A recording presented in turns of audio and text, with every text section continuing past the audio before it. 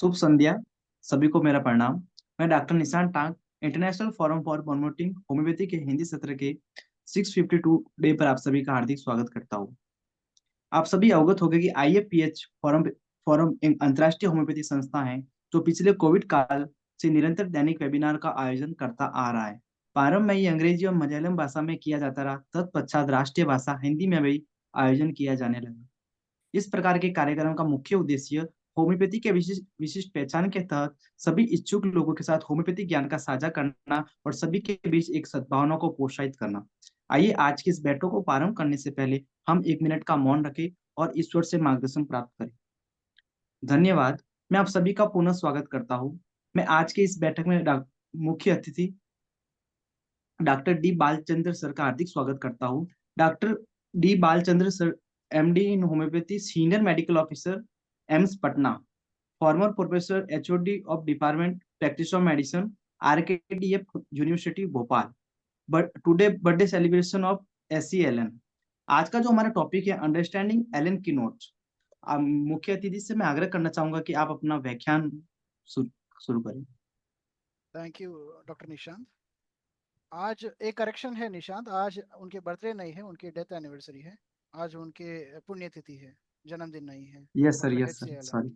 तो थोड़ा सा वो मैं ये करेक्ट करना चाह रहा हूँ। बाकी आज के दिन बहुत मतलब रिमेम्बरेंस डे है, मतलब याद देना जरूरी पड़ता है, क्योंकि एलन्स की नोट्स को जो ऑथर है डॉक्टर HC एलन, उनके आज पुण्यतिथि है। Dr. Balachandran, please wait, yes sir. Yes Just we are taking the security measure. Okay okay. Doctor Kushal, आपने वीडियो ऑन कीजिए। Doctor Mohan Pandit, video on कीजिए। ठीक है, मोहन पंडित का ठीक है। श्रीनिवास जी का भी खुल गया। अभी एक केवल बच्चे हैं, सतीश कुमार सिन्हा। हाँ, so you can start now, sir. You can start. Meeting चलने दीजिए। You can start. We will keep checking, sir. Right sir, okay ठीक है। मैं मेरा स्लाइड शेयर करता हूँ, आप देख लीजिएगा।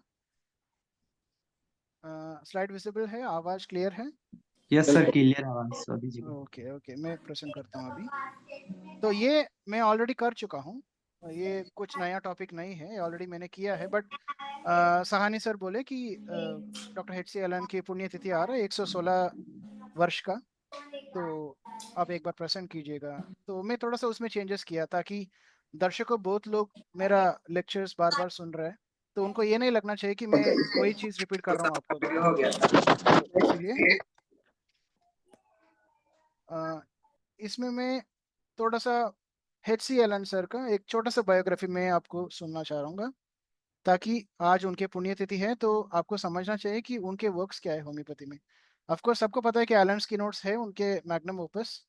उसके अलावा उनके लाइफ के बारे में थोड़ा सा शॉर्ट में मैं बता दूंगा कि उनका जन्म हुआ था 2 अक्टूबर 1836 में।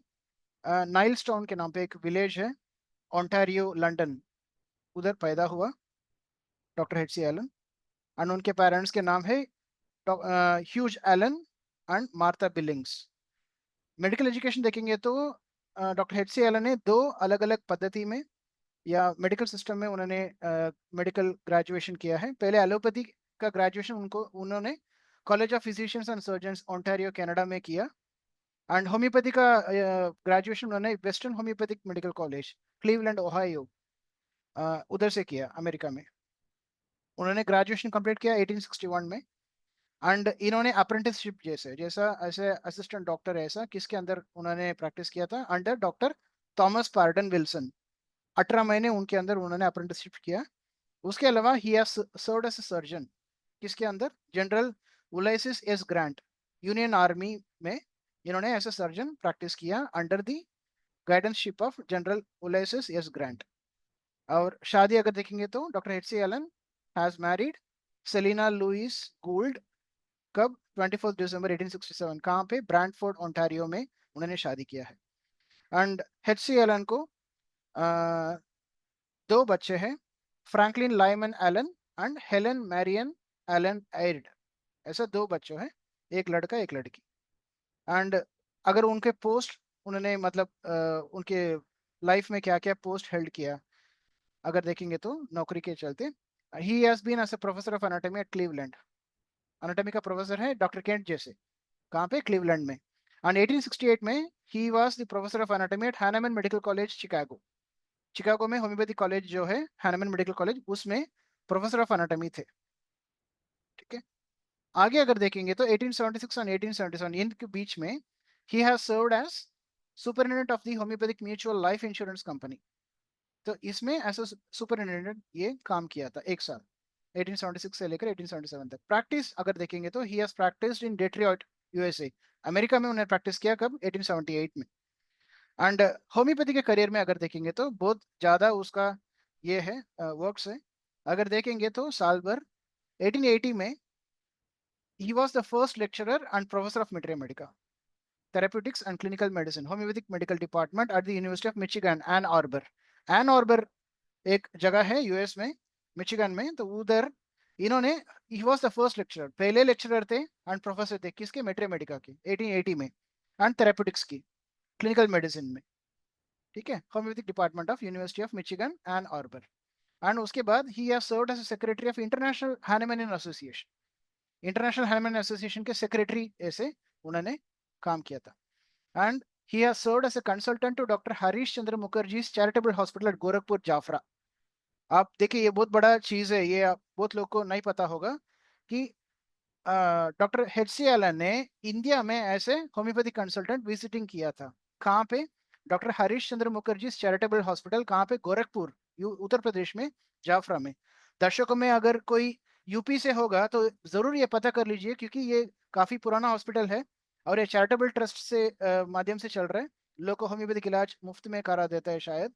एंड इस हॉस्पिटल में doctor H C. Allen was visiting consultant and उनके डायरेक्ट स्टूडेंट थे डॉक्टर हरीश चंद्र मुखर्जी, जो जाफरा गोरखपुर में है। थोड़ा पता कर लीजिएगा इसके बारे में और हमको भी जरूर बता दिएगा ये अभी भी है, इसका काम चल रहा है क्या, और कितना लोग उससे फायदा हो रहा है, क्या हो रहा है क्या, ये देख लीजिए। And he was the founder of 1892 Hering's homoeopathy medical college, Chicago. Chicago में 1892 में ही फाउंड आउट दी, और he is the founder of the homoeopathic college named as Hering homoeopathy medical college, Chicago. And he served as a dean and professor of materia medica, जब तक उनके मौत तक, उन्होंने मृत्यु तक उन्होंने dean and professor of materia medica जैसे उन्होंने काम किया था। कहाँ पे, Hering's homoeopathy medical college, Chicago, क्योंकि हेरिंग इनके गुरुजी थे। Okay, and he is the owner and editor of the medical advance for several years.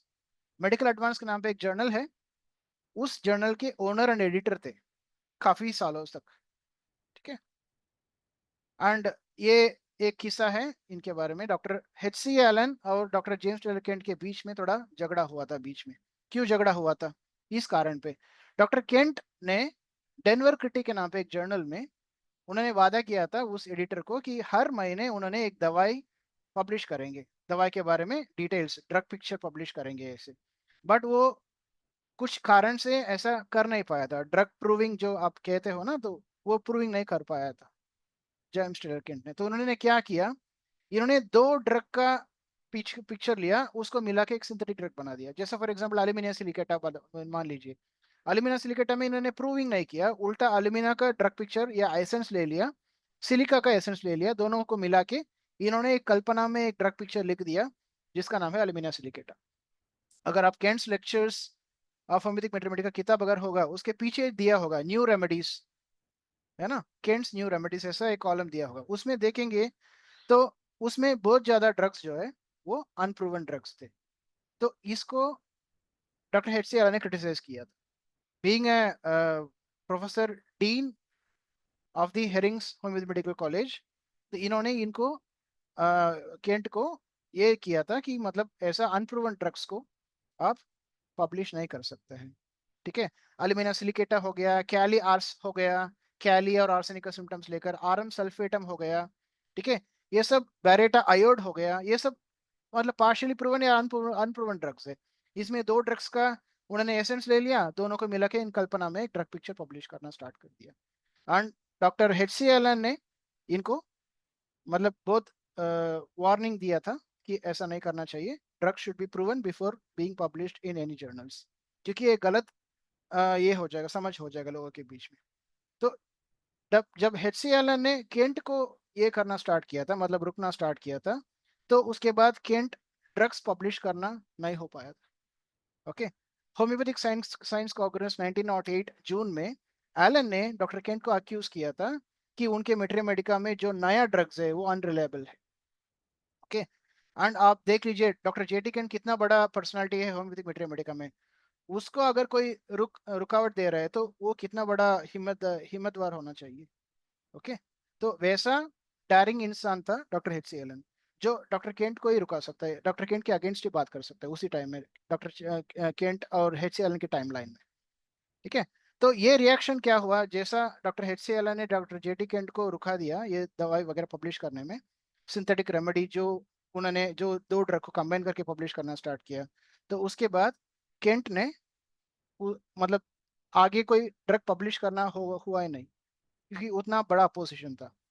And आखिरी में उसका डेथ देखेंगे तो doctor Allen passed away on 22 January 1909, मतलब आज के दिन साल 1909 में उसका मृत्यु हुआ था। ठीक है, और मृत्यु कैसे हुआ, दिन भर उन्होंने मरीज देखा और आखिरी में जब घर जाके आराम करने का प्रयास किया तभी उसका मौत हुआ। इस इतना बड़ा मतलब तोहफा किसको मिलेगा। डॉक्टर एपीजे अब्दुल कलाम का मृत्यु देख लीजिए, he was giving lectures till his last death, मतलब उनके आखिरी सांस तक वो लेक्चर्स दे रहे थे लोगों के बीच में, एंड उसका डेथ तभी हुआ था। तो वैसे ही same to same doctor H C Allen का profession, he is married to his profession जो कहते हैं ना, तो वैसे दिन भर मरीज देकर उसका इलाज करके जब आखिरी में जब घर जाके आराम करने का प्रयास किया था तभी उसका मौत हुआ था। He was not suffering from any long term illness, उसको कोई लंबा समय तक बीमार इंसान ऐसा नहीं था। He was very active, in fact 90 साल की उम्र में भी he was looking younger than the other कंटेम्परेरीज। Okay, 80-90 साल में जो इंसान का जो मतलब एल्डरलीनेस या ओल्ड अपीयरेंस जो मिलना चाहिए उतना आप एच सी एलन को देखेंगे तो नहीं मिलेगा, because he was very healthy till his last breath. Okay, अगर आप पब्लिकेशन देखेंगे तो 1879 में डॉक्टर एच सी एलन ने पब्लिश किया homoeopathic therapeutics of intermittent fever. 1884 में पब्लिश किया the therapeutics of intermittent fever. 1889 में थेरेप्यूटिक्स ऑफ ट्यूबरकुलस अफेक्शंस। 1898 में अपना जो फेमस एलन्स की नोट्स है यही पब्लिश किया था। 1902 में थेरेप्यूटिक्स ऑफ फीवर्स, 1910 में materia medica of nosodes with provings of x ray. तो इतना ही है उनका पब्लिकेशंस होम्योपैथी में, और हर एक किताब इंपॉर्टेंट है होम्योपैथिक प्रैक्टिशनर्स के लिए, रेफरेंस के लिए। ठीक है, तो ये इंटरनेशनल हैनिमन एसोसिएशन में मैंने ऑलरेडी बताया था, एडिटर एंड ओनर थे डॉक्टर एच सी एलन ने। तो उनके यादों में कोई कुछ शब्द लिखा है पहले पन्ने में, उसके जो जर्नल्स आए थे उसके मृत्यु के बाद, उसमें लिखा था, he was the only one who truly gave not only his love and sympathy but of his time and effort and money to all who needed his aid. जिनको एडवाइस चाहिए, जिनको डायरेक्शंस चाहिए, जिनको गाइडेंस चाहिए, जिनको पैसे की कमी है, जिनको पैसे की जरूरत है, सब कुछ एलन दिया था। ठीक है, कितना लोग बोलते हैं ना कि आप जो दान करते हो आपके राइट हैंड में, आपके लेफ्ट हैंड नहीं पता चलना चाहिए। Okay, whatever you're donating from your right hand your left hand should not know, एक कहावत है अपने इधर तमिल में। ठीक है, लाइकवाइज एच सी एल ने कितना लोगों को मदद किया है वो कोई नहीं जानता।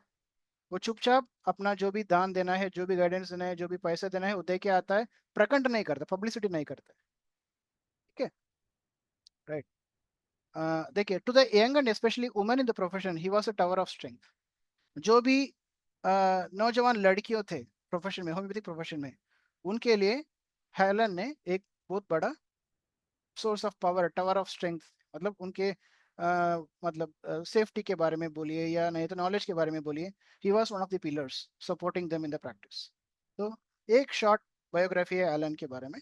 अभी हम जाएंगे आपके आज के टॉपिक के प्रॉपर, जो है हाउ टू स्टडी एलन्स की नोट्स इजीली। ठीक है, मेट्रीमेडिका में काफी ज्यादा किताबें है, आपको पता है, फायरिंगटन्स मेट्रीमेडिका है, फिजियोलॉजिकल मेट्रीमेडिका बर्ट का है। ठीक है, बोरिक्स मेट्रीमेडिका है, एलन्स की नोट्स है, हेरिंग्स गाइडिंग सिम्टम्स है। ठीक है, एनएम चौधरी का किताब है, फाटक का किताब है मेट्रीमेडिका में, ऐसा अलग अलग किताबों है आपके सामने सजा हुआ है। मेट्रीमेडिका प्यूरा है हनुमान के, वो भूल गया हमने। तो इतना ज्यादा किताब है, क्लार्क्स में डिक्शनरी है, ऐसा इतना ज्यादा किताब है हमारे सामने। बट अगर आप कोई भी होम्योपैथिक स्टूडेंट्स के पास जाके पूछेंगे कि आपका फेवरेट किताब इनमें से कौन सा है, सब लोग ये बोलेंगे एलन्स की नोट्स। क्यों?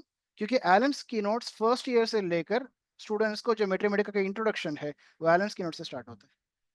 छोटा किताब है, लेके घूमना आसान है, बाकी किताब जैसे उतना भारी नहीं है, और उसको पाठ करना या उसको समझना आसान है। कोई भी मैथमेटिका का स्टूडेंट हो, मतलब जो बीएचएमएस का एडमिशन लेकर पहले जब लेक्चर्स होता है की नोट से स्टार्ट होता है। मुझे अभी भी याद है, मेरा पहले लेक्चर हुआ था एलेंस की नोट से, कोलोसिंथेसिस, पहले ड्रग हमको पढ़ाया किया जाता है। कोई कोई चिनकोना से स्टार्ट करता है, क्योंकि होम्योपैथी का मतलब क्या बोलेंगे, उसका आविष्कार चिनकोना से हुआ था, इसीलिए कोई कोई चिनकोना से स्टार्ट करता है क्लास। मेरा क्लास जो है, पहले क्लास स्टार्ट हुआ था कोलोसिंथेसिस से, वो भी एलेंस की नोट से। ठीक है, तो क्यों एलेंस की नोट्स लोग के बीच में इतना पॉपुलर है? क्योंकि बहुत छोटा है। ड्रग का ऑलमोस्ट, एक ड्रग अगर पढ़ेंगे तो वो ड्रग का पूरा एसेंस उसमें मिल जाएगा ऑलमोस्ट। वो सेम ड्रग अगर आप दूसरा कोई मैथमेटिका में, फॉर एग्जांपल आप केंट्स लेक्चर्स लेंगे, तो कल्किरिया कार्प अगर देखेंगे तो उसमें 10 पेजेस 15 पेजेस का खाली कल्किरिया कार्प का ड्रग पिक्चर दिया हुआ है। बोरिक अगर देखेंगे तो बोरिक में 2-3 पेज तो जरूर जाएगा। ठीक है, मैथमेटिका प्यूरा अगर देखेंगे तो केंट से भी ज्यादा 20-25 पेज तक आपको वो मिलेगा कल्किरिया कार्प के प्रूविंग। ऐसा एक ड्रग अगर अलग अलग मैथमेटिका में पढ़ेंगे तो उसमें आपको जमीन आसमान का अंतर दिखेगा। बट वही सेम ड्रग अगर आप एलेंस की नोट्स में देखेंगे तो 1-2 पेज के अंदर समाप्त हो जाता है। उतना डिटेल नहीं है, बट ड्रग में जो मिलना चाहिए वो जरूर मिलेगा उसी में, जिसके बिना प्रिस्क्रिप्शन कर नहीं पाएंगे। तो इतना इंपॉर्टेंट है एलेंस की नोट्स, बच्चों के बीच में भी, मतलब छात्रों के बीच में भी और प्रैक्टिशनर्स के बीच में भी। मेरा एक कलीग थे, जब मैं ऐसे लेक्चरर कर रहे थे महाराष्ट्र में, तो वो कलकत्ता से थे। He was a professor of anatomy. तो वो बोलते थे मेरे घर पे एक एलन की नोट नहीं बल्कि 4-5 एलन की नोट मिलेंगे बिस्तर में, मतलब बेड के पास एक एलन की नोट, बाथरूम में एक एलन की नोट, किचन में एक एलन की नोट्स, वरांडा में बाहर जहाँ पे बैठते थोड़ा सा आराम करते उसी में एक एलन की नोट। ऐसा घर पूरा आप एलन की नोट ही दिखेगा हर एक जगह पे। मैं पूछा क्यों, ये एलन की नोट से क्यों नहीं काम चलता? क्योंकि एलन की नोट्स कब काम में आएगा पता ही नहीं। बाथरूम में बैठे अचानक से कोई दवा याद आया, एलन की नोट उठा पढ़ा रखा। तो ऐसा it is a book which is most commonly used. And ज्यादातर आप देखे होंगे कि कीनोट प्रिस्क्रिप्शन अगर देखेंगे तो ज्यादातर तो जो बंगाल में जो लोग प्रैक्टिशनर्स है, बंगाली होम्योपैथ्स, वो ज्यादातर उसका प्रिस्क्रिप्शन एलेंस की नोट्स के ऊपर होगा एंड उसका प्रिस्क्रिप्शन कीनोट प्रिस्क्रिप्शन जो किया जाता है। तो एग्जाम्पल डॉक्टर सुनील सरकार अगर देखेंगे तो उसका लेक्चर्स वो बोलते हैं बहुत ज्यादा कीनोट प्रिस्क्रिप्शन बंगाल में होता है, इसीलिए क्योंकि वो लोग पूरा एलेंस की नोट्स को पार्ट करके रखा है एंड इट वर्क्स इवन। ठीक है, उनके सीनियर्स का भी नाम लेते रहते थे डॉक्टर सुनील सरकार सर ने, और बोलते कि वो लोग भी कीनोट प्रिस्क्रिप्शन करते थे और उससे इन्होंने सीख लिया कैसे करना। ठीक है, तो दो चीज आपको याद रखना है एलेंस की नोट्स के बारे में। एक है कॉम्प्रिहेंसिवनेस। कॉम्प्रिहेंसिवनेस मतलब क्या है, इतना छोटा है किताब, उसके अंदर ड्रग पिक्चर आपको समझ आता है। दूसरा है प्रिसाइजनेस। प्रिसाइजनेस मतलब क्या है, हर एक लाइन एलेंस की नोट्स में जो लिखा है वो वेरीफाइड है and it is proven. Okay, कोई कल्पना से लिखा नहीं है और कोई भी लाइन बिना प्रूविंग करके आया नहीं है। ठीक है, तो इसलिए इस ये कॉम्प्रिहेंसिव है। कॉम्प्रिहेंसिव मतलब क्या है, बहुत ज्यादा चीजों को एक छोटा सा पन्नों में वो उन्होंने ये कर दिया, मतलब कैप्चर कर दिया। तो that is called comprehensiveness. And preciseness, preciseness मतलब कि it is verified and it is proved. And verify कौन किया? डॉक्टर एच सी एलन उनके क्लिनिक में खुद उन्होंने वेरीफाई किया था after giving to patients. And Allen की नोट्स किस बेसिस में बनाया है ये आपको समझना चाहिए। एलम्स की notes is based upon Hering's guiding symptoms. और हेरिंग्स गाइडिंग सिम्टम्स कितना है? 10 वॉल्यूम्स, 10 वॉल्यूम का हेरिंग्स गाइडिंग सिम्टम्स है। 10 वॉल्यूम को इस जिंदगी में पढ़ना बहुत मुश्किल है, क्योंकि हर एक ड्रग का डिटेल पिक्चर दिया हुआ है। ओके, एंड एक ड्रग अगर पूरा पहले पेज से लेकर आखिरी पेज तक पढ़ेंगे तो उसमें कितना चीज आपको याद रख सकता है। तो इसलिए उसको छोटा करके बना दिया कंडेंस्ड मैथमेटिका। कंडेंस्ड मैथमेटिका क्या होता है, 10 volumes of Hering's guiding symptom को कंडेंस करके एक सिंगल किताब ले आया। अगले पेज में दिखेंगे आपको, देखिए हेरिंग्स गाइडिंग सिम्टम्स 10 वॉल्यूम, उसको कंप्रेस करके एक छोटा सा किताब ले आया जिसको हम कहते हैं कंडेंस्ड मैथमेटिका। ठीक है, कंडेंस्ड मैथमेटिका में गाइडिंग सिम्टम्स में जितना भी ड्रग्स है वो सब ड्रग्स अवेलेबल है, बट उसका जो सिम्टम्स है उन्होंने कंडेंस करके छोटा सा ले आया। उस कंडेंस मैथमेटिका का और समरी है एलेंस की नोट्स। तो बेसिकली एलेंस की नोट्स कहाँ से आया? हेरिंग्स गाइडिंग सिम्टम से आया, जिसको उन्होंने शॉर्टन करके कंडेंस मैथमेटिका बनाया कंडेंस मेटेरिया का और कंडेंस करके बना दिया एलन्स की नोट्स। तो H.C. Allen was a student of doctor Constantine herring. ठीक है, इसका एक मेडिकल होम्योपैथिक कॉलेजेस में या होम्योपैथिक छात्रों के बीच में या प्रैक्टिशनर्स के बीच में एक कहावत है कि मेट्रीमेडिका प्यूरा का दो तीन पन्ना है, उसका एक पैराग्राफ होता है बोरिक मेट्रीमेडिका, और बोरिक मेट्रीमेडिका एक पैराग्राफ का एक सिंगल लाइन होता है एलन्स की। ठीक है, तो उतना कंडेंस करके ये बना दिया डॉक्टर एलन ने। ठीक है, और कीनोट में कितना ड्रग्स है? 188 ड्रग्स है। 188 drugs are there in Allen's की नोट्स। एंड केन एलन ने उनका एक खुद का तरीका बना दिया ड्रग्स को कैसे प्लेस करना, सिम्टम्स कैसे लिखना, ये सब। अब अगर अभी देखेंगे तो आजकल की दुनिया में दो एलन की नोट्स मिलेंगे। एक एलन की नोट जो एलन ने जो कंपाइल किया है वो टाइप, दूसरा एक एलन की नोट होता है एलन की नोट्स क्लासिफाइड। ओके, एलन की नोट्स क्लासिफाइड में क्या होगा? Rearrange and classified, sorry, Allen की नोट्स रीअरेंज एंड क्लासिफाइड में ये फर्क है कि एलन की नोट्स आप जो पुराना वाला एलन की नोट्स देखेंगे तो उसमें उन्होंने कहीं से भी स्टार्ट कर सकता है। ड्रग का डिस्क्रिप्शन कॉन्स्टिट्यूशन से स्टार्ट करेगा, नहीं तो फिर उसके पैथोजन से स्टार्ट करेगा, फिर ऐसे ऐसा पैराग्राफ जाते जाएगा, आखिरी में आपको मोडालिटीज मिलेगा, उसके बाद रिलेशनशिप मिलेगा, उसके बाद ड्रग्स खत्म हो जाता है। ठीक है, बट आप एलन की notes rearrange and classified version अगर आप ली जाएगा तो उसमें उन्होंने बोरिक मेट्रीमेडिका जैसा वो पैटर्न फॉलो किया है। मतलब कॉन्स्टिट्यूशन अलग से, उसके बाद हेड सिम्टम्स, उसके बाद आईज, ईयर्स, नोज, ऐसा उन्होंने क्लासिफाई किया। मतलब एलन की नोट का वही डिस्क्रिप्शन है, बट इन्होंने हेडिंग के अंदर क्लासिफाई कर दिया। बट आप पुराना वाला एलन की नोट्स देखेंगे तो उसमें कोई क्लासिफिकेशन नहीं है। जैसा एलन के माइंड में आया वैसा ही उन्होंने लिखना स्टार्ट किया। जैसा मेट्रीमेडिका प्यूरा थे, मेट्रीमेडिका प्यूरा में कोई क्लासिफिकेशन नहीं है, जैसा प्रूविंग में सिम्टम्स आने लगे वैसा ही हैनेमन ने लिखना स्टार्ट किया। लाइकवाइज एलन की नोट्स में भी एलन के माइंड में कुछ ना कुछ चिंता चल रहे थे, उसी बेसिस में उन्होंने दवाई लिखना स्टार्ट किया। But rearrange and classified version में क्या किया लोगों ने? वही सेम एलन की नोट्स में जो सिम्टम्स है उसको अलग अलग हेडिंग्स के अंदर क्लासिफाई कर दिया। ठीक है, तो आप अगर ओरिजिनल एलन की नोट्स पढ़ना चाहेंगे तो मैं रेकमेंड करूंगा वही बेहतर है, क्योंकि एलन के माइंड में कुछ ना कुछ चल रहे थे, इसलिए तो ऐसे ही पार्ट में ABCD के नाम पे इन्होंने प्रायोरिटाइज किया सिम्टम्स को। अगर रीअरेंज एंड क्लासिफाई पढ़ेंगे तो बीच में कोई सिम्टम आएगा तो उसको नोस में डालेंगे, आखिरी में नोस का सिम्टम्स वापस आएगा उसको उठा के वापस नोस में डालेंगे। ऐसा अरेंज तो किया है उन्होंने जरूर हेडिंग्स के अंदर, बट वो फ्लो ऑफ थॉट्स एलन के फ्लो ऑफ थॉट्स के माध्यम में नहीं। तो यही फर्क है। सिम्टम्स आपको मिलेगा जरूर, नोज के अंदर जो भी नोज का सिम्टम्स है सब कुछ मिलेगा, हार्ट का सिम्टम्स है सब कुछ मिलेगा, सब कुछ हेडिंग के अंदर मिल जाएगा, बट जो फ्लो में एलन लिखा है वो फ्लो में नहीं मिलेगा। तो यही फर्क है एलन की नोट्स रीअरेंज एंड क्लासिफाइड का एंड एलन की नोट्स जो ओरिजिनल वर्जन थे इसके पहले वो वाले का, यही फर्क है। ठीक है, राइट। आप अगर कोई भी ड्रग पढ़ेंगे एलन में की नोट्स में, कोई भी ड्रग आप लेंगे तो उसमें आप 3 टाइप्स ऑफ सिम्टम्स देख सकते हैं। एक है ऑर्डिनरी रोमन, दूसरा है इटैलिक्स, एंड तीसरा है बोल्ड। ओके, जिसको हम कहते हैं रेड लाइन सिम्टम और केंट्स की नोट सिम्टम मेनली। तो वो जो बोल्ड लेटर्स है, ज्यादातर आप कॉम्पिटिटिव एग्जाम्स अगर कुछ प्रिपेयर करेंगे या ड्रग का जो रेड लाइन थ्रेड है वही है। ठीक है, तो आप कोई भी ड्रग पढ़ेंगे, फॉर एग्जाम्पल अगर देखेंगे ना, आप एंटीमोनियम क्रूडम पढ़ेंगे तो thick milky white coating of the tongue, ये आपको दिया है बोल्ड में, है ना। तो ये मतलब क्या है कि it is a very very important symptom and ये symptom runs the key note of this particular drug.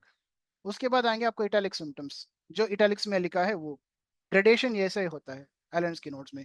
Ordinary Roman रहता है, उसके बाद इटैलिक्स रहता है, उसके बाद बोल्ड लेटर जो एरियल बोल्ड में लिखा रहता है। ऐसा आपको 3 वेइंग ऑफ सिम्टम्स देख सकते हैं। ठीक है, एंड एलन की नोट्स क्यों पढ़ना चाहिए? हम पढ़ना इसलिए चाहिए कि मेट्रीमेटिक में पास होना चाहिए इसीलिए, है ना, या ड्रग समझना चाहिए या कॉम्पिटिटिव एग्जाम पास करना चाहिए इसलिए हम पढ़ते हैं एलन की नोट्स, उसके अलावा और कोई काम नहीं है? नहीं है, बहुत कुछ है। आप देखिए कोई रेमेडी का इंडिविजुअलिटी अगर पढ़ना चाहेंगे तो एलन की नोट जरूर पढ़ना चाहिए। ठीक है, तो पेक्यूलियर अनकॉमन कैरेक्टरिस्टिक सिम्टम्स समझने के लिए आपको एलन की नोट पढ़ना चाहिए, तो जिसमें confirmed pathogenesis of a polycrest remedy दिया जाए। ओके, एंड ये कंफर्म्ड पैथोजेनेसिस एक पॉइंट बनता है जहां से हम कंपेयर कर सकते हैं दूसरे ड्रग के साथ, ठीक है, उसको हम कहते हैं की नोट और द रेड स्ट्रैंड ऑफ ए रोप। तो आप नीचे देखिए फिगर्स, इसमें 4 रोप है। अगर ये 4 रोप में मुझे एक बोल रहे कि ये सफेद वाला रोप ले आ जाओ, सभी सफेद है, कैसे आप समझ में आएगा, कैसे डिफरेंशिएट करेगा। बट अगर मैं आपको बोलेंगे कि सफेद रोप के बीच में से लाल रंगी का धागा मतलब होने वाले ये रोप को ढूंढ के ले आ जाओ, तो फिर इसमें से वो ढूंढना आसान पड़ता है। तो लाइक वाइज आप समझ लो कि ये सफेद रोप जो भी नीचे पड़ा है वो सब ड्रग्स है मान लो। एंड ड्रग का रेड लाइन सिम्टम्स है की नोट्स, जैसे ये लाल दाग है वो व्हाइट रोप के बीच में सू किया जाता है, ठीक है। तो इस रोप को ऐसे आपको समझना चाहिए। एक ड्रग को समझने में आपको रेड लाइन सिम्टम्स अगर समझ में आएगा तो ड्रग समझना आसान होता है। एंड वो लाल दाग है जो बाकी सफेद दागों से अलग करता है उस, ठीक है। तो इसको हम कहते हैं red strand of the rope, ठीक है, और सेंट्रल मोडालिटी प्रिंसिपल। तो ये लिखने के पीछे एलन का ये चिंता में था कि कोई स्टूडेंट मैथमेटिका पढ़ना डिफिकल्ट नहीं समझना चाहिए। No one should think that reading Mathematica is tough, क्योंकि एलन के टाइम में आप देखिए हेरिंग्स गाइडिंग सिम्टम्स है 10 वॉल्यूम की, उसके बाद आपको मैथमेटिका प्यूरा है, बोरिक्स मैथमेटिका, ये सब कुछ है। बट ये सभी किताब पढ़ के एक ड्रग को हम अध्ययन कर सकते हैं क्या? Can you be able to understand a drug reading all this books? Difficult है, क्योंकि इसमें सिम्टोमेटोलॉजी बहुत एग्जॉस्ट है, बहुत वास्ट है। तो आपको एक ड्रग का एसेंस समझना चाहिए, एंड वो छोटा रहेगा तभी समझ सकता है उसमें से क्या उसका एसेंस है, जैसे, है ना। जैसा आप चाय पत्ती लिया है, आपको चाय बनना है, आप क्या करेंगे, पहले उसको उबालेंगे, उसको छानेंगे, और जो एसेंस आपको मिला है वही दूध से मिला के आप चाय पियेंगे, बाकी आप फेंक देंगे ना। लाइकवाइज ये आप कोई ड्रग का आपको एसेंस समझना चाहिए तो कीनोट समझेंगे तो वही है। Okay, right. सो ये एक अंडरस्टैंडिंग है आपको, the red strand of a rope which differentiates it from the other ropes which are almost of a similar colour. For example अगर देखेंगे तो एग्जाम्पल अगर एक मिसाल देना चाहूंगा, तो आप इग्नेशिया पढ़ेंगे तो उसमें देखिए इंडिविजुअलिटी ऑफ द रेमेडी कैसे समझ आएगा। ये लिखा है रेमेडी ऑफ ग्रेट कॉन्ट्रडिक्शंस, ये आप एलन स्किनर्स में पढ़ सकते हैं। उसमें कैसे कॉन्ट्रडिक्शन है ये दिया है, roaring in the years relieved by music, ये सब अनकॉमन पेक्यूलियर सिम्टम्स है। Piles relieved when walking, sore throat feels relieved when swallowing, empty swallowing in the stomach not relieved by eating, cough aggravation the more he coughs on standing still during a walk, spasmodic laughter from grief, sexual desire with impotence। ये देखिए कितना contradictory है, sexual desire है but important है, मतलब इच्छा है मन में इंटरकोर्स करना, बट इनसे ना हो पाएगा, इम्पोर्टेंट है, कॉन्ट्रडिक्टरी है ना। तो ये अगर पढ़ेंगे तो आपको अग्निशय एकदम माइंड में फिक्स हो जाएगा कि it's a remedy of contradiction. ये सेम सिम्टम आपको मिलेगा, ये सभी सिम्टम्स आपको मिलेगा गाइडिंग सिम्टम्स में भी, मैथमेटिका प्यूरा में भी, और बाकी जो भी कंटेम्प्रेरी मैथमेटिक्स है उसमें भी। बट आप एक बार एलन पढ़ेंगे तो आपको माइंड में फिक्स हो जाएगा कि यही उसका एसेंस है, इसमें से ड्रग आप समझ सकते हैं। और ये पूरा ड्रग में ए टू इजेड आपको ये कॉन्ट्रडिक्शन चलते रहेगा चलते रहेगा, जैसा मैंने आपको दिखाया सफेद दाग के बीच में जो लाल दागे चलते रहते हैं आगे से लेकर आखिरी तक, वैसे सिमिलरली एक ड्रग अगर आप देखेंगे तो उसका की note will be running from the end, from the beginning till the end. तो ये सब कॉन्ट्रडिक्शन इग्निशिया में कभी भी पढ़ेंगे तो ए से इजेड लेकर इजेड तक उसका कॉन्ट्रडिक्शन चलते रहे। देखिए अलग अलग स्फीयर्स में देखिए कॉन्ट्रडिक्शन दिया है, thirst during a chill, no thirst during fever. Okay, generally chilly stage में थर्स्ट नहीं रहता है, बट इधर थर्स्ट है, एंड फीवर स्टेज में थर्स्ट रहता है बहुत, बट इसमें थर्स्ट है ही नहीं, उल्टा है, जस्ट ऑपोजिट है। The colour changes in the face when at rest.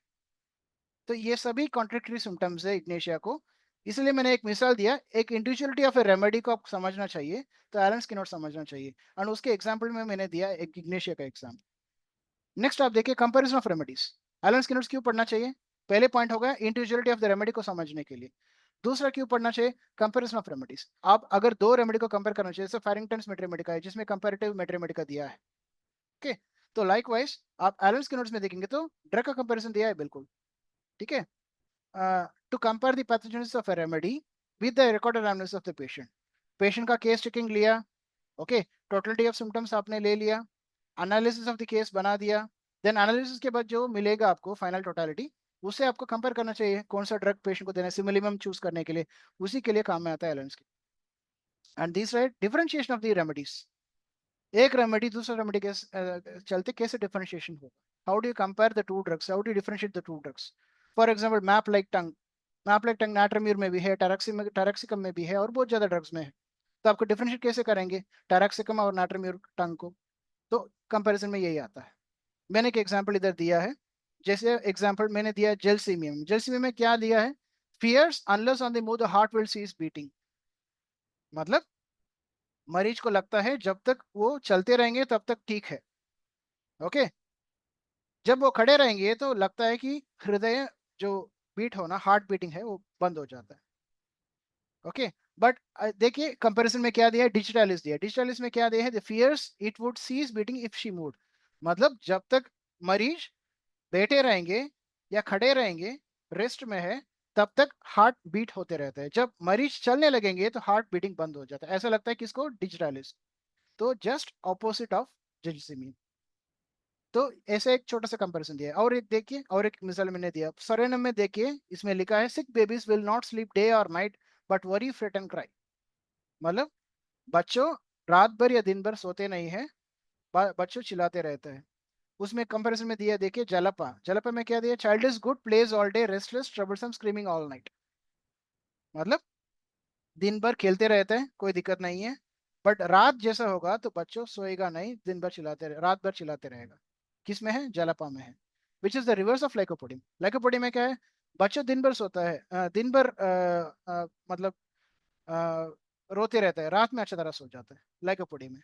And Jalpa is a good remedy for the abdominal colic, बच्चों को जनरली जो है ना रात में खाना सही से मतलब दूध वगैरह सही से पीने के चलते या खाना सही से नहीं खाने के चलते पेट में गैस बन जाता है, एब्डोमिनल कोलिक जो हो कहते हैं वो बन जाता है, इसलिए बच्चों रात में गैस बनने की वजह से बर्बोरिक में की वजह से रात भर बच्चा रोते रहते हैं, जिसके के लिए कंटेम्प्रेरी मेडिसिन में ये ग्राइप वाटर, वुडवर्ड्स ग्राइप वाटर वगैरह कुछ पिलाना पड़ता है रात में सोने के लिए, गैस रिजॉल्व हो जाता है उससे। तो लाइकवाइज होम्योपैथी में है जलपा, जहाँ पे बच्चे रात भर नहीं सोने देते हैं, वो भी नहीं सोते, बाकी लोग को सोने देते हैं चिल्लाने की वजह से। And Jalpa is good medicine for abdominal colic for children at night, okay, which is just the reverse of lycopodium. Lycopodium में क्या है, दिन भर चिल्लाते रहते हैं बच्चा बट रात में शांत से सो जाता है। जलपा में दिन भर खेलते रहते हैं अच्छी तरह से और दिन भर ये करते हैं, रात में चिल्लाने लगते हैं, ओके। एंड कोलोसिंथ में देखेंगे तो उसमें दिया है pain compel the patient to bend double, मतलब पेट में इतना ज्यादा दर्द होता है पेशेंट को आगे जोर से झुकना पड़ता, नहीं तो उनके पैर को टाइटली पेट के तरफ उसको खींच के रखना पड़ता, तभी उनको रिलीफ मिलता है, किसमें, कोलोसिंथ में। बट मैकफॉस में भी सेम है, मैकफॉस में भी कोली की pain relieved by bending double, ऐसे ही है प्रेशर रिलीफ मैकफॉस में। बट उल्टा अगर देखेंगे तो डायस्कोरिया विलोसा में है, डायस्कोरिया विलोसा में abdominal pain is worse by bending double but better by bending backwards, आगे झुकने से दर्द बढ़ेगा, पीछे से मतलब मोड़ने से बेंड करने से आराम मिलता है, किसमें, डायस्कोरिया में। तो ऐसे ड्रग का कंपैरिजन दिया है एलेंस की नोट्स में आप पढ़ते वक्त, तो इसलिए रेमेडी डिफरेंशिएशन के भी आपको एलेंस की नोट पढ़ना जरूरी है। मैंने ऑलरेडी बताया था कॉम्पैक्टनेस एंड प्रिसाइजनेस, एंड प्रिसाइजनेस कॉम्पैक्टनेस इसलिए कि दो लोग वेरीफाई किया है, पहले डॉक्टर हेरिंग ने वेरीफाई किया है, उसके बाद डबल वेरिफिकेशन किन से हुआ, डॉक्टर एच सी एलन से, एंड उसके बाद आया एलेंस की नोट के अंदर। सो आप देख सकते हो कि डबल स्टैंडर्ड अगर कोई अगर वेरीफाई किया वो है तो मतलब कितना वजनदारी है और कितना रिलायबल है वो सिम्टम, ठीक है। एंड दूसरा यूजर फ्रेंडली, यूजर फ्रेंडली कैसा है, तो render the students task less difficult. आप अगर एलेंस के नोट्स देखेंगे तो एलेंस के नोट्स में ड्रग का पूरा नाम दिया है मतलब, और उसमें आप देखेंगे तो उसमें पॉइंट कहाँ पे स्ट्रेस करना है ये भी बताया, एक ड्रग प्रोनाउंसिएशन पल्सेटिला पल्सेटिला ऐसे दो टाइप है ना प्रोनाउंसिएशन, तो उसमें कहाँ पे स्ट्रेस देना है, ये साइलिशिया सिलिका सिलिशिया ऐसा तीन टाइप प्रोनाउंसिएशन है, तो कहाँ पे वजन देना है ये दिया है। आप एलन स्किनर से तरह देख लीजिए, इंट्रोडक्शन होगा, उसके बाद प्रीफेस होगा, प्रीफेस के बाद खाली ड्रग का नाम दिया है, पेज नंबर नहीं दिया है, उसमें हर एक ड्रग को लेटर के ऊपर कुछ ग्रेडेशन दिया है, तो स्ट्रेस उधर करना है। तो इससे स्टूडेंट्स क्या होगा कि जब एक दूसरे से बात करेंगे तो आप ड्रग समझाने में इजी रहेगा, कैमो मिला चमो मिला ऐसे दो टाइप्स प्रोनाउंसिएशन है, तो कहाँ पे स्ट्रेस देना है ये दिया है उसमें। तो इसलिए मैंने कह दिया कि ये यूजर फ्रेंडली है, ठीक है। एंड यूजर फ्रेंडली इसीलिए भी है कि इतना 10 वॉल्यूम हेयरिंग्स गाइडिंग सिम्टम्स को ले जाना पढ़ाई करने के लिए और एक छोटा सा एलन के नोट को ले जाना, आप देख सकते हो कि कितना मतलब स्टूडेंट का लाइफ उन्होंने ईजी कर दिया। हमारे हमारे टाइम में एक हाथ में एनएम चौधरी, एक हाथ में केंट्स मैथमेटिका, एक हाथ में बोरिक लेके जाते थे कॉलेज, और कॉलेज में किताब रखने का फैसिलिटी नहीं थे। रोज आना जाना, घर से जब कॉलेज जाएंगे तब ये सब किताब लेके जाना पड़ेगा, क्योंकि जब मैथमेटिका क्लास होता है उसके बाद हर स्टूडेंट को हर एक मैथमेटिका पार्ट के कंपैरिजन करना जरूरी पड़ता है। इसीलिए तो अभी खाली एक एलन की नोट जो जरूर हमारे बैग में रहता ही रहता है, उसका वजन और बाकी किताब का वजन देख लीजिए। तो इससे क्या है, आप समझ सकते हो कि स्टूडेंट्स का लाइफ कितना आसान हुआ एलन की नोट से, राइट। फाइन। तो ये सब चीजों है जो मैंने बता दिया, individuality of remedy, comparison, differentiation of remedy, compactness and preciseness, user friendly, ये सभी चीजों की वजह से आपको एलन की नोट्स पढ़ना है। खाली इसीलिए नहीं कि आपका मैथमेटिक्स एग्जाम पास करना है या ये कि कॉम्पिटिटिव एग्जाम्स पास करना है, ये नहीं है कारण। तो ये सब कुछ प्रैक्टिस के बीच में आप देखेंगे तो ये सब पॉइंट्स आपको काम में आएगा। ठीक है, अभी पढ़ना कैसे, मुझे ये पता है कि सब लोग एलन की नोट्स पढ़ा होगा कोई कोई टाइम में, अभी भी पढ़ रहे होगे, रिवाइज कर रहे होगे। हर एक लोग को अलग अलग तरीका है पढ़ने का। कोई लोग क्या करते हैं, ए से स्टार्ट करके इजेड तक जाता है, मतलब आर्बिट्रोटर्म से स्टार्ट होके जिंकमेट या उधर तक आप कोई कोई पढ़ते हैं। कोई कोई रिवर्स में जाता है, जिंकमेट से स्टार्ट होके ये तक, मतलब आर्बिट्रोटर्म तक आ जाता है। हमारा पढ़ने का तरीका है कॉलेज के टाइम में, वी प्रेफर अल्फाबेट्स। ए से इजेड तक कोई अल्फाबेट पकड़ेंगे हम, समझ लो पी सीरीज आ गया, पी अल्फाबेट में जो भी रेमेडीज है पी से स्टार्ट होके, ओके, उधर से लेकर पूरा पी अल्फाबेट का रेमेडीज हम कंप्लीट करते हैं। फिर सडनली हमको मन में आएगा कि सी अल्फाबेट पढ़ना है, तो सी से जो भी मेडिसिन स्टार्ट होता है, ओके, कैक्टस से लेकर, सी से लेकर पूरा सी सीरीज में जो भी रेमेडीज है वो कंप्लीट करते हैं। ओके, कोई कोई लोग ऐसे भी करते हैं फैमिली वाइज, अगर आप मिनरल्स लेंगे तो मिनरल्स पढ़ेंगे, मेटल्स लेंगे तो मेटल्स पढ़ेंगे, नो सोर्ट्स लेंगे तो नो सोर्ट्स पढ़ेंगे, नहीं तो कोई आपको लॉग इन एसी फैमिली हो तो लॉग इन एसी फैमिली पढ़ेंगे। तो ऐसा अलग अलग तरीका है एलन के नोट्स पढ़ने का।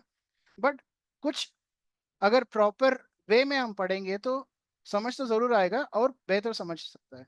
तो वो खाली तरीका मैं बता रहा हूँ, ये नहीं कह रहा हूँ कि आप जो जिस मोड में आप पढ़ रहे हो वो गलत है, ये नहीं कह रहा हूँ मैं।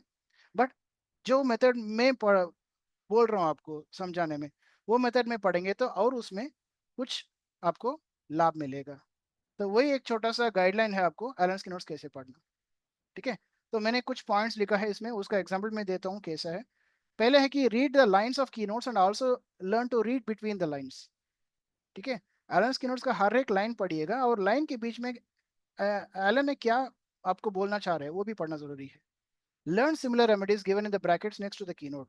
जैसे मैंने आपको डिफरेंशिएशन बता दिया, जेलसीमियम में दिया, ब्रैकेट में डिजिटलिस का कंपैरिजन दिया। तो जैसे जेलसीमियम पढ़ेंगे तो तुरंत आपको डिजिटलिस भी पढ़ के समझ लीजिए कि कैसे डिफरेंशिएट होता है दोनों।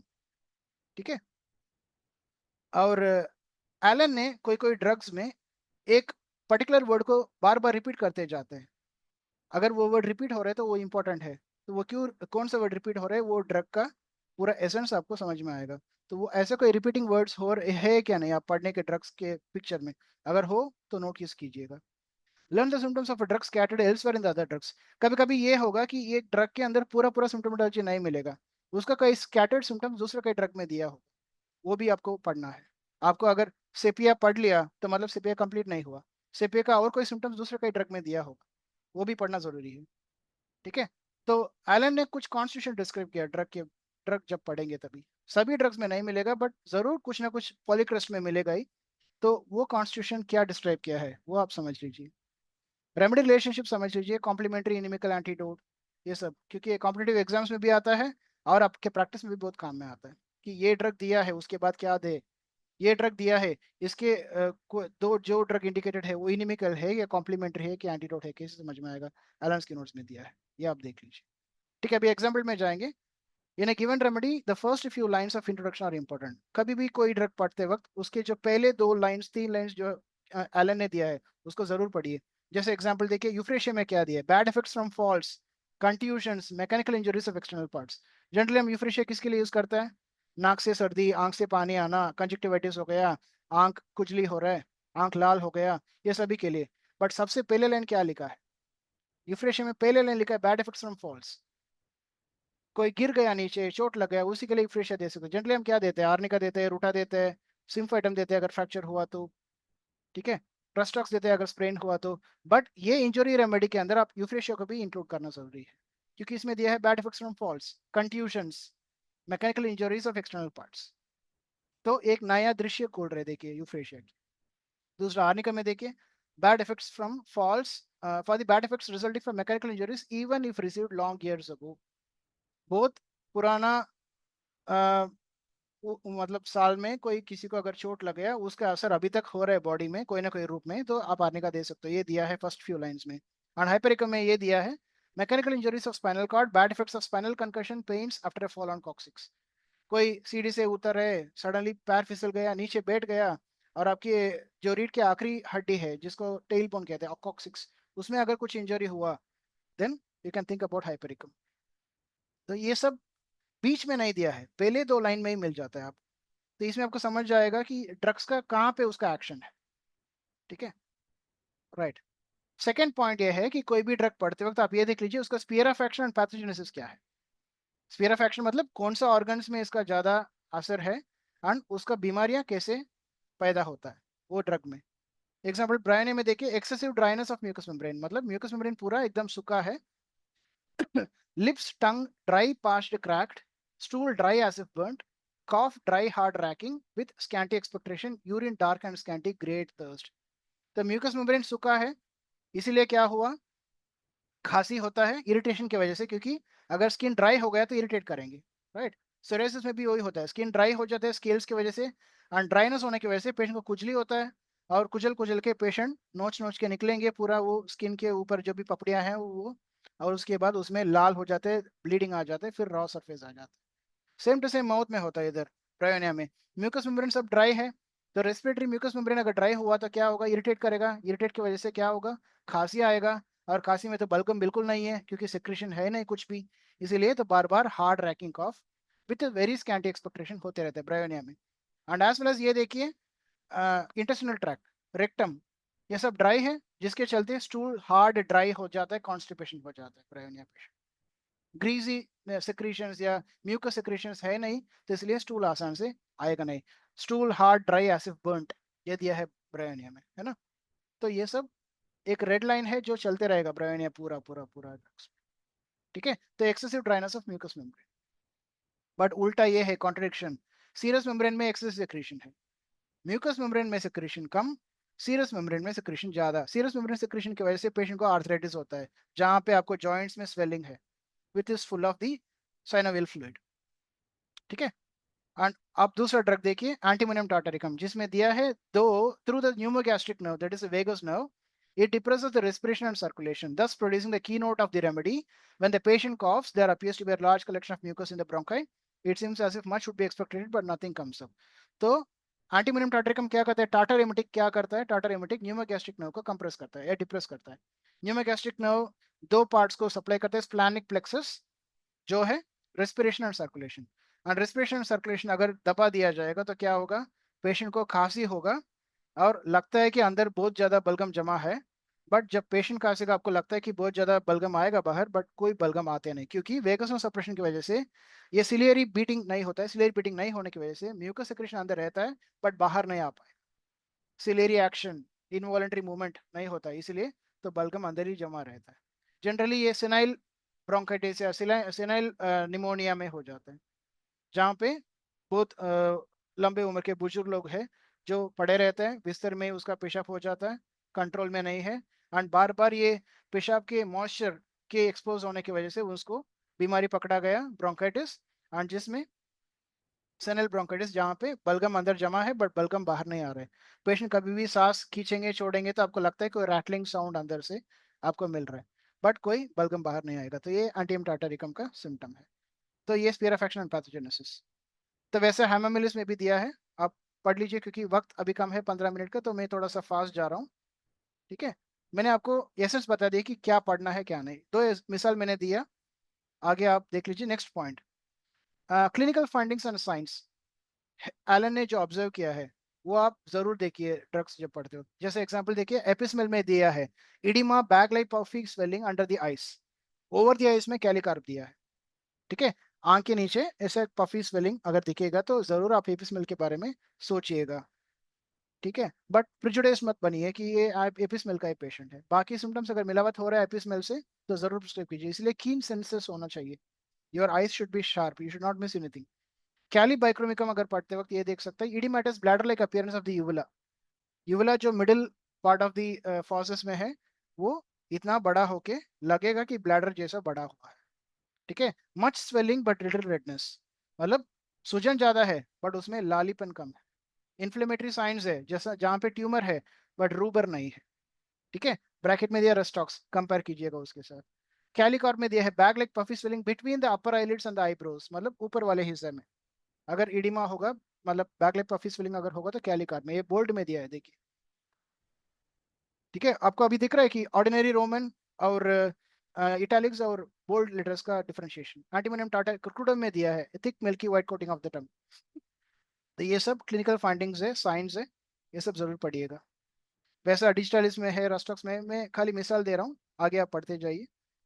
रिपीटिंग वर्ड्स मैंने ये बता दिया आपको, कोई भी ड्रग पढ़ते वक्त जो वर्ड रिपीट किया है एलेंस ने वो पर्टिकुलर वर्ड को ध्यान दिया जाएगा। एग्जाम्पल आप देखिए, नक्सोमिका जब पढ़ेंगे तो उसमें एक इरिटेबिलिटी का वर्ड बार बार रिपीट होते जाता है। Departures of a thin irritable nervous disposition, anxiety with irritability and inclination to commit suicide but is afraid to die. तो आप देख रहे हो इरिटेबल का वर्ड बार बार रिपीट होते जा रहा है, जैसे ब्रायोनिया में ड्राइनेस रिपीट होते जा रहा था। लाइकवाइज कॉस्टिका में आप पढ़ते वक्त ये देख सकते हैं कि रावनेस और सोरनेस, ये वर्ड रिपीट होते जाएगा। देखिए, रावनेस एंड सोरनेस ऑफ स्कैल्प, रावनेस और soreness of throat, rawness or soreness of respiratory tract, rawness or soreness of rectum, anus, urethra, vagina, uterus, cough with rawness or soreness in the chest, hoarseness with rawness and aphonia in the morning। देखिए कितना बार repeat हुआ है rawness and soreness। तो मतलब ये drug में ये point important है। एंड rawness और soreness कैसे दिया है, बोल्ड में दिया है, मतलब it is very very important, it's a की नोट ऑफ कॉस्टिक। ठीक है, पल्सेटला में जब पढ़ेंगे तो पल्सेटला में ये दिया, symptoms are ever changing, no two chills, no two stools, no two attacks alike, very well one hour, very miserable the next, apparently contradictory, diarrhea only or usually at night, watery greenish yellow, very changeable। देख रही है, changeable का word, changing nature of पल्सेटला, ये बार बार repeat होते जा रहा है पल्सेटला जब पढ़ते वक्त। तो इसमें आप ध्यान दीजिए, मतलब ये इंपॉर्टेंट है। आगे देखिए, in a given drug learn the symptoms of it scattered in other drugs. मैं ये पढ़ा था कि एक ड्रग पढ़ने में ड्रग पिक्चर कंप्लीट नहीं होता है, कई कई आप उसके सिम्टम्स दूसरे कई ड्रग पिक्चर में मिलेंगे। फॉर एग्जांपल सेपिया जब पढ़ेंगे, सेपिया का हार्ट सिम्टम्स नहीं मिलेगा आपको सेपिया के अंदर, बट सेपिया का हार्ट सिम्टम्स कहाँ दिया है, आरो मेटालिका में दिया है। क्या दिया है, sensation as if the heart stood still as though it cease to beat and then suddenly give one heart thump. Bracket में क्या लिखा है, सेपिया लिखा है, देखिए। तो सेपिया से कंपेयर कीजिएगा। ठीक है, तो सेपिया का हार्ट सिम्टम सेपिया के अंदर नहीं मिलेगा बट उल्टा आरएमएट में दिया है। लाइकवाइज आप कोनियम में आई सिम्टम्स कुछ दिया नहीं है अब एलेंस के नोट्स पढ़ते वक्त, बट कोनियम का आई सिम्टम्स कहाँ मिलेगा, स्टाइफिस एग्रिया में मिलेगा। लिखा है स्ट्राइस चैलेस ऑन आईलिड्स और upper eyelids one after the other leaving hard nodosities in their wake. उसमें ब्रैकेट में दिया है दो रेमेडी, देखिए कोनियम एंड तूजा। तो कोनियम का आई सिम्टम्स जो आप स्ट्राइस या चैलेसियन के लिए है वो कोनियम के अंदर नहीं दिया है, उल्टा स्टाइफिस एग्रिया के अंदर दिया है। तो आपको कंपेयर करना है ये जरूरी। ठीक है, एंड एक ड्रग के अंदर कॉन्स्टिट्यूशन जो दिया है एलन ने उसको जरूर पढ़िए। फॉर एग्जांपल लाइकोपोडियम में दिया है, for persons intellectually keen but physically weak, upper part of the body emaciated, lower part of the body semidropsical, predisposed to lung and hepatic affections especially in the extremes of life, children and old people, जैसा बरेटाकार्प जैसा extremes of edges में जो indicated है, वैसा lycopodium में भी दिया है, जिंकमेट में भी दिया है एक्सट्रीम्स ऑफ लाइफ। ठीक है, नक्सोमिका देखिए, adapted to thin irritable careful zealous persons with dark hair and bilious or sanguine temperament, disposed to be quarrelsome, spiteful, malicious, nervous and melancholic। ये सब डिस्क्रिप्शन है नक्सोमिका के कॉन्स्टिट्यूशन के बारे। तो लाइकवाइज आप बहुत ज्यादा ड्रग पिक्चर्स अगर देखेंगे तो उसका कॉन्स्टिट्यूशन दिया है, द कॉन्स्टिट्यूशन बिल्कुल जरूर पढ़िएगा जब एलन पढ़ेंगे तो। ठीक है, तो मैंने दो एग्जाम्पल बता दिए, काफी है, बाकी आप देख लीजिए कि कैसे पढ़ना। And in a given drug learn the remedy relationship given by Allen। Allen पढ़ेंगे तो रेमेडी रिलेशनशिप में क्या दिया ये भी पढ़िए। हायोसीएमएस में दिया है phosphorus often cures lasciviousness when हायोसीएमएस fails। आप कभी जिंदगी में सोचा नहीं होगा कि phosphorus में इतना lasciviousness है। आप पूरा मेट्रोमेडिका में देखेंगे तो सबसे lascivious रेमेडी कौन सा है, हायोसीएमएस है। और हायोसीएमएस अगर lasciviousness में फेल हो गया तो क्या दे सकते हो, phosphorus दे सकते हो। तो मतलब क्या है, फास्फोरस से उतना भी ज्यादा लेसिवियसनेस है, हाइसियम से भी ज्यादा। और आप कोई भी फास्फोरस का ड्रग पिक्चर पढ़िए, कोई भी मैथमेटिका में, ये सिम्टम आपको मिलेगा ही नहीं, लेसिवियसनेस ऑफ फास्फोरस। फास्फोरस में क्या देंगे, intellectual, okay, very extroverted, okay, very vibrant, okay, likewise ये desire to be magnetized, the fear of thunderstorms, ये सब मिलेगा आपको। बट लासिवियसनेस का वर्ड कहीं आपको फास्फोरस में मिलेगा ही नहीं। बट ये देखिए एलन में क्या दिया है, फास्फोरस क्यूर्स लासिवियसनेस इफ हाइसियमस फेल्स। जो लासिवियसनेस का पीक रेमेडी जो हाइसियमस है वो फेल हो गया, तो आप फास्फोरस सोचिए, देन देखिए फिर फास्फोरस कितना इंटेंस है फिर लासिवियसनेस में। बट ये आपको बाकी मैथमेटिका पढ़ते वक्त मिलेगा नहीं। सीना पढ़ते वक्त ये दिया है, in pertussis after drosera has relieved the symptoms. Pertussis मतलब वूपिंग कॉफ में जो टॉप इंडिकेटेड रेमेडी है ड्रोसिरा, अगर वो फेल हुआ तो आप सीना के बारे में सोचिए। आप कभी सोचा भी नहीं होगा कि सीना को इतना कैपेबिलिटी है कि ड्रोसिरा जब फेल होगा तो सीना लेकर तो ड्रोसी मतलब वूपिंग कॉफ को ठीक कर सकते। सोरेनम में दिया है, after arnica and traumatic affections of ovaries after lactic acid vomiting of pregnancy. मतलब hyperemesis gravidarum vomiting of pregnancy complaints अगर रहा तो आपने लैक्टिक एसिड दिया है, पेशेंट को ठीक नहीं हुआ, तब सोरेनम के बारे में बिल्कुल सोचिए। या पेशेंट को ट्रॉमा हो गया ओवरीज में स्पेशली, और ओवरीज में ट्रॉमा होने की वजह से पेशेंट को दिक्कत जो हो रहा है, जैसा कोई भी सिम्टम, पेन हो गया या पॉलिसिस्टिक डिजीज हो गया, ऐसा कोई भी मतलब मेंस्ट्रुअल इरेगुलरिटीज हो गया, कोई भी हो, तो आप पहले आर्निका तो जरूर देंगे ही, क्योंकि हिस्ट्री ऑफ ट्रॉमा तो है। बट उससे अगर ठीक नहीं हुआ तो आप सोरेनम के बारे में सोचिए। ऐसा एक क्लिनिकल टिप आपको मिलेगा हर एक ड्रग पढ़ते वक्त, ये आप जरूर इसमें ध्यान दीजिए, अलग से नोट भी करके रखिएगा हो सके तो। ठीक है, लाइकवाइज बहुत ज्यादा एग्जांपल्स दिया, मैं आगे बढ़ रहा हूँ। Chemical analogue and vegetable analogue ये पढ़िएगा, कोई कोई ड्रग्स में दिया है लास्ट में, जैसा cinchona is the vegetable analogue of ferrum met, ipecac is the vegetable analogue of cuprum met, mezereum is the vegetable analogue of mercurius, ignatia vegetable analogue of natrium, allium cepa the vegetable analogue of phosphorus. ये competitive exams में पूछेंगे, और आपको MCQs वगैरह अगर होगा तो इसमें देंगे ही ऑप्शंस, आपको इसमें पिक करना होगा। Valeriana is the vegetable analogue of platina. Likewise vegetable analogue chemical analogue से दो कंपार्टमेंट बना के किसका क्या वेजिटेबल एनालॉग केमिकल एनालॉग है ये देख लीजिए। राइट, आगे क्लिनिकल टिप्स बहुत ज्यादा एलन ने दिया है। एग्जांपल आप देखेंगे तो कैलकेरिया में ये दिया है, in children it may be often repeated, in aged people should not be repeated specially if the first dose benefited it will usually do harm. मतलब बच्चों में कैलकेरिया का आप रिपीट कर सकते हो, बट बुजुर्ग लोगों को पल्सेटला अगर दे रहे हो तो सॉरी कैलकेरिया का अगर देख रहे हो तो एक डोज काफी है, रिपीट मत कीजिए अननेसेसरली। पहले डोज से पेशेंट को फायदा मिला तो दोबारा रिपीट मत कीजिएगा, ये क्लिनिकल टिप दिया है एलन। एंड मैग्नीशिया फॉस में देखिए, sometimes acts best when given in hot water. तो कोई भी मेंस्ट्रुअल कोलिक हो गया, सीवियर कोलिकी पेन हो गया, मैग्नीशियम फॉस इंडिकेट हो रहा है, तो मैग्नीशियम फॉस सीधा टंग में देने से उसको थोड़ा सा गर्म पानी में मिला के पिलाएंगे तो पेशेंट को तुरंत गैस्ट्रिक डिफिकल्टीज या कोलिक की पेन वगैरह उससे आराम मिलेगा।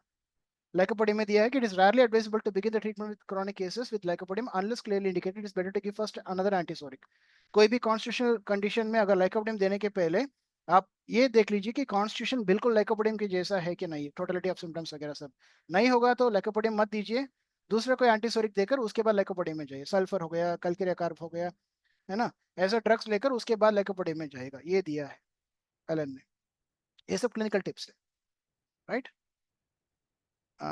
तो ऐसे एग्जाम्पल्स है, आप देख लीजिए। राइट, नेक्स्ट आप देखिए, मेजिरियम में ये दिया है कि epidemics occurring in January and February often call for mezereum. कोई भी एपिडेमिक डिजीजेस, महामारियां जो जनवरी और फरवरी महीने में हो रहा है उसको आप जरूर देख लीजिए कि मेजिरियम को सूट हो रहा है कि नहीं, जैसे जीनस एपिडेमिक्स ये दिया है। ठीक है, एंड ये सब एलन्स की नोट्स इन प्रैक्टिस है, मैंने एक केस बता दूंगा आप देख लीजिए, case of pyrexia of unknown origin. मतलब एक मरीज था जिसको फीवर कंट्रोल नहीं हो रहा था, और कारण फीवर का कारण कुछ पता नहीं चला, और उसको एंटीबायोटिक्स वगैरह दिया, उसको रिस्पॉन्स नहीं है।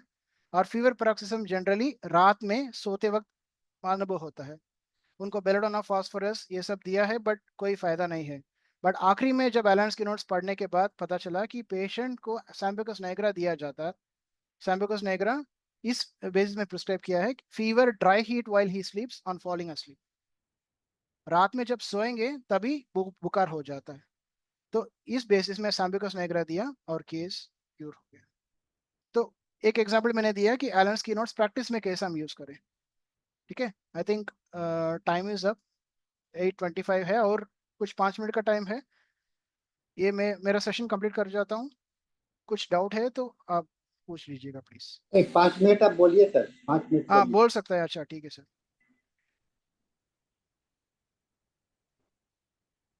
क्योंकि जनरली ये है कि मैं आखिरी तक ले लेता हूँ, कोई ये नहीं होता है, कंप्लीट नहीं होता है, इसलिए मैंने थोड़ा पहले कंप्लीट कर दिया। ठीक है, और एक केस में बता देता हूँ।